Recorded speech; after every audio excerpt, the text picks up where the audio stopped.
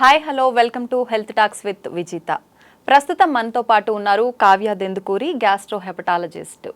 రీసెంట్గా ప్రముఖ నటి సమంత తన హెల్త్కు సంబంధించిన ఒక విషయాన్ని పోస్ట్ చేయడం అయితే జరిగింది. ఆ పోస్టుకు సంబంధించి కొంతమంది డాక్టర్లు కూడా కామెంట్ చేయడం జరిగింది. అసలు ఈ రకంగా సమంత వాడిన ఆ చిన్న టిప్ అయితే ఏదైతే ఉందో అది వాడటం నిజంగా కరెక్టేనా కాదా అనే ఒక వ్యతిరేకత అనేది అయితే మనం చాలా చూస్తున్నాం. దీనికి సంబంధించిన మరిన్ని విషయాల్ని ఇప్పుడు మేడంతో డిస్కస్ చేసి మనం కూడా తెలుసుకుందాం. ఇంకెందుకు ఆలస్యం, మేడంతో మాట్లాడేద్దాం. నమస్తే మేడం. నమస్కారం అండి. నిజంగా ఇది వాడటం అనేది కరెక్టే అంటారా మేడం? మీ వర్షన్లో ఏం చెప్తారు? చాలా ఇంపార్టెంట్ క్వశ్చన్ అండి. ఐఎమ్ షూర్ సమంత గారు is a very aware person. తనకు ఈ హెల్త్ రిలేటెడ్ కానివ్వండి, తన సఫరింగ్ వల్ల కానీ, తన కండిషన్ వల్ల కానివ్వండి, ముందు తను ఒక జర్నీలో ఉన్నారు. అండ్ ఆ జర్నీని చాలా కేర్ఫుల్గా అందరికీ అందిద్దామని అనుకుంటూ ఉండట. ఆవిడ థాట్ ప్రాసెస్ అనేది చాలా డిఫరెంట్గా ఉండుంటుంది. And I don't think she someone ignorant అయితే కాదు. తనకి నాలెడ్జ్ అనేది ఖచ్చితంగా ఉంది. కానీ మీరు అడిగే క్వశ్చన్ ఇంపార్టెంట్. ఎందుకంటే as a doctor I want to convey one message. ఏంటి అంటే ప్రాబబ్లీ సమంత గారు ఆవిడకున్న కండిషన్కి ఆవిడకి ఇది ఇచ్చి ఉండొచ్చు, ఆవిడకి దేనికైతే సఫర్ అవుతున్నారు. కానీ జనరల్గా మనం దీన్ని లాజికల్గా రొటీన్గా యూస్ చేయొచ్చా అని మీరు అడిగారు అనుకోండి, నేను అడ్వైస్ చేయను. ఇది దేనికి అని మీరు అడిగారు అనుకోండి, జనరలీ H2O2 అంటే ఏంటంటే మనం దాన్ని డిస్ఇన్ఫెక్టెంట్గా యూస్ చేస్తాం అనమాట.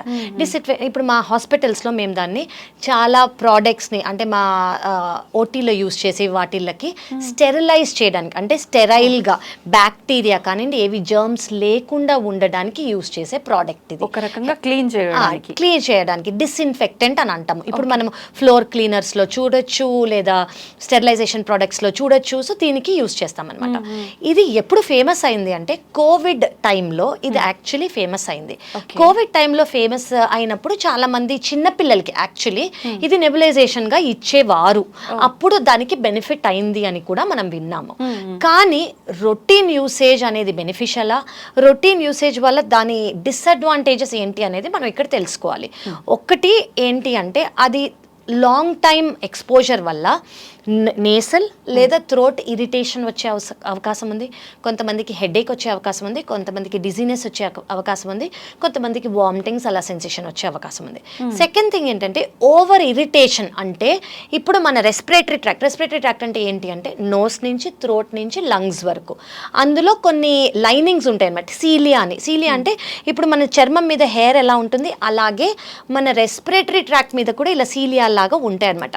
సో ఎక్కువ యూసేజ్ వల్ల ఆ సీలియా అవి ఏంటి చేస్తాయి అంటే ఇప్పుడు మనకి తుమ్ము రావటం అంటే ఏంటి, ఏదన్నా ఇప్పుడు డస్ట్ రావటమో లేదా మస్కిటో వచ్చినా కూడా మనం దగ్గుతాం, తుమ్మటం అంటే ఈ సీలియా ప్రొడ్యూస్ చేసే యాక్టివిటీ రిఫ్లెక్స్ అనమాట అది.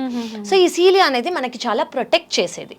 సో ఈ H2O2 అనేది ఓవర్ యూసేజ్ చేసామనుకోండి, ఈ సీలియా అనేవి తక్కువ అయిపోయి అవి కొలాప్స్ అయ్యే అవకాశం ఉంది. సో ఊరికే అది వాడుకునే అడ్వాంటేజెస్ అయితే నాకు తెలియట్లేదు. మేము ఎక్కువగా ఇవ్వము కూడా. ప్రతి వాళ్ళకి నెబులైజేషన్ అనేది మనం ఇచ్చినప్పుడు వాళ్ళ కండిషన్కి బట్టి వాళ్ళకి ఎలాంటి నెబులైజేషన్ అవసరమో అని ప్రతి వాళ్ళకి చూసి ఇస్తూ ఉంటాం. జనరలైజ్డ్గా ఈ నెబులైజేషన్ తీసుకోండి అని జనరల్గా మనం సజెస్ట్ చెయ్యము మేము. సో అలాగే నేను చెప్పేది ఏంటంటే ప్రాబబ్లీ ఇది ఆవిడ కండిషన్కి యూస్ఫుల్ అయ్యేదేమో. ఓవరాల్గా జనరల్గా మనం H2O2 ఓవర్ యూసేజ్ వల్ల సీలియాకి ఇరిటేషన్ ఎక్కువ, దానివల్ల యూసేజ్ తక్కువ, బెనిఫిట్ అనేది తక్కువ. సో అవాయిడ్ చేయటం, ఇది యూస్ చేయకపోవటమే బెనిఫిట్ బెటర్. ఎస్ అండి. నిజంగా అంటే ఒకవేళ మనం యూజ్ చేయాల్సిన పరిస్థితులు వస్తే కనుక ఎటువంటి సందర్భాల్లో ఎక్కువగా యూజ్ చేయొచ్చు అంటే ఇది ఇప్పుడు మనం కోవిడ్ ఏరియా అలా చాలా లంగ్ కండిషన్స్ ఉంటాయండి. లంగ్ కండిషన్స్ అంటే ఇప్పుడు డాక్టర్ చూసి ఎగ్జామిన్ చేసి మీకు ఇది ఇస్తే మీకు అవసరం అని చెప్పుకున్నాక మనం అది యూజ్ చేస్తే బెటర్. సో ఓవర్ యూజ్గా ఓవర్ ద కౌంటర్ అంటే ఇప్పుడు ఓవర్ ద కౌంటర్ అంటే ఏంటంటే మనకి ప్రిస్క్రిప్షన్ లేకుండా కూడా యూజ్ చేసుకోవచ్చు అన్నది మాత్రం కాదు ఇది. కరెక్ట్. సో ఇది అడ్వైస్ చేయను నేను. డాక్టర్ కన్సల్టేషన్ లేకుండా అది అవసరం లేదు, వాడకూడదు. సో నేను చెప్పేది ఏంటంటే ఏ మెడికేషన్స్ తీసుకున్నా దో ఓవర్ ద కౌంటర్ అవైలబుల్ ఉన్నా కూడా ఏదైనా డాక్టర్ ప్రిస్క్రిప్షన్తో మాత్రమే యూస్ చేసుకుంటే, అఫ్కోర్స్ చాలా మందికి అనుభవం మీద ఎక్స్పీరియన్స్ మీద మంచి చెయ్యాలనే వాళ్ళు ఇచ్చే ఇన్ఫర్మేషన్ ఉన్నా కూడా కొన్ని కండిషన్స్కి మనం ఖచ్చితంగా డాక్టర్ని కన్సల్ట్ చేసి మీకు ఇది అవసరం అంటేనే తీసుకోవటం బెటర్. సో నేను సజెస్ట్ చేసేది వితౌట్ డాక్టర్ ప్రిస్క్రిప్షన్ ఇది తీసుకోకూడదు. తీసుకోకపోవడమే మంచిది కూడా. మంచిది. చాలా క్లియర్గా ఎక్స్ప్లెయిన్ చేశారు madam. Thank you very much. So much.